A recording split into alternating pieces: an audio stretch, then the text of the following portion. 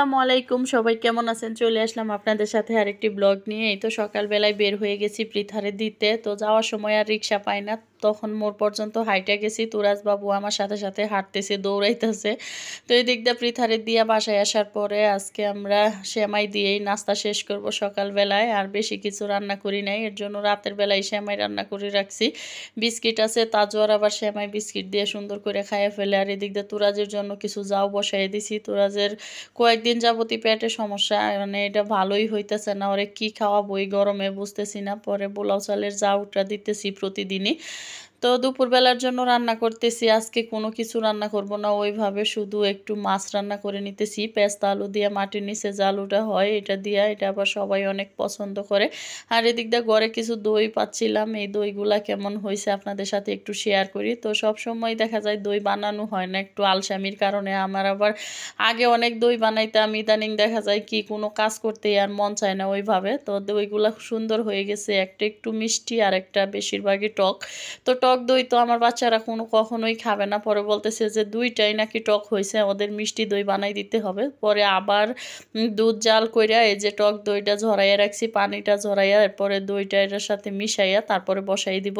তো এইভাবে টক দইয়ের পানিটা ফেললে দইটা বসাইলে মানে দইটা খুব সুন্দরভাবে বসা যায়। তো ওদের জন্য মিষ্টি দই বানাইতেছি। আর এই যে দেখেন মিষ্টি দই আমার হয়েও গেছে। এটা অনেক মিষ্টি দিয়ে বানাইছি কারণ বাচ্চারা খাবে, ওরা আবার টক দইটা একদমই পছন্দ করে না। বলতেছে যে আম্মু মিষ্টি দই বানাই দিবা সবসময়। আর এই দইটা খাওয়ার পরে ওরা অনেক পছন্দ করছে।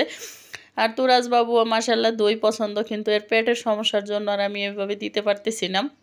এটা পরের দিন সকালবেলায় আমার খালা আসছে কাজ করতে, তো ওনারা বলতেছি যে দই খাবেন, দই বানাইছি। উনি হাসতেছে, প্রথম বলতেছে যে কিসের দই বানাইছে, পরে খাওয়ার পরে বলতেছে অনেক মজা হয়েছে। তো সবসময় আমি ঘরে যেটাই বানাই না কেন ওনাদের না দিয়া কখনোই খাই না, সবসময়ই মানে ওনাদের জন্য রাখি আর কি। তো মিষ্টি আর দই ওনাদের খাওয়াইলাম। আর এটা হচ্ছে দুপুরবেলা রান্নাবান্না চলতেছে আমার। আজকে বাচ্চাদের জন্য মাছ ভাজি করতেছি আর মাছ রান্না করব আমাদের জন্য।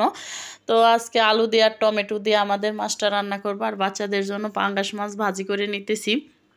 আর এদিক দা কিছু কাঁচকলা ভর্তা বানাবো। কাঁচকলাটা ফ্রিজে ফ্রোজেন করা ছিল আমার অনেক দিনের।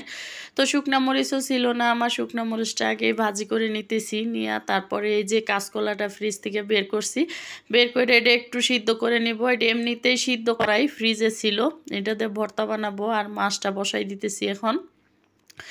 আর মাছ আজকে আলু টমেটো দিয়ে রান্না করব। তো মাছটা বসাই আমার রান্না বান্না শেষ। আসলে এই গরমে চুলার কাছেই থাকা যায় না, রান্নাও করা যায় না ওইভাবে, খুবই গরম লাগে, প্রচণ্ড গরম পড়ছে। এত গরম যে এটা বলার মতো না, মনে হয় রান্না বান্না ছাইড়া দিয়ে সারাদিন ফ্যানের নিচে বসে থাকি। তো মাছটা আগে কষাইয়ে নিছি, নিয়ে এরপরে এই যে মাছের মাথাটা বেশ বড়। তো ভাবতেছি যে মাছটা এখন উঠাই নিব আমি। তো মাথাটা আর উঠাবো না, মাথাটা আলুর সাথে আরও কষাবো, না হয় ভিতরে কোনো মশলা ঢুকবে না। তো আলু টমেটো দিয়ে দিলাম। অন্য সবজি আছে কিন্তু দেই নাই, মনে হচ্ছে যে আলু টমেটো দিয়ে রুই মাছটাই ভালো লাগবে। আর যেহেতু রুই মাছটা বড়, তো এখন মাছগুলাও দিয়ে দিলাম, দিয়ে ঝোল দিয়ে দিলাম। এখন মাছটা আমার বেশিক্ষণ লাগবে না, আর হয়ে যাবে। তো আজকের মতো আমার মোটামুটি রান্নাবান্না শেষ। আর বাচ্চারা নিয়ে বিকালবেলায় একটু বাইরে গেলাম সবার সাথে, ছোট্ট ভিডিও। আল্লাহ হাফেজ।